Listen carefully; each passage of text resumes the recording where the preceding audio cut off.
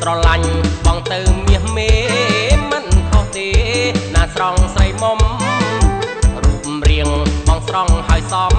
មិនធាត់មិនស្គមមិនសមិនខ្មៅរូបរាងបងស្រង់ហើយសមមិនធាត់មិនស្គមមិនសមិនខ្មៅស្រឡាញ់បងប្រសាជាងរឿងរូបរាងគឺជារឿងក្រៅស្រឡាញ់បងប្រសាជាងរឿងរូបរាងគឺជារឿងក្រៅគេរឹងចិត្តខ្លាំទេពើអារឿង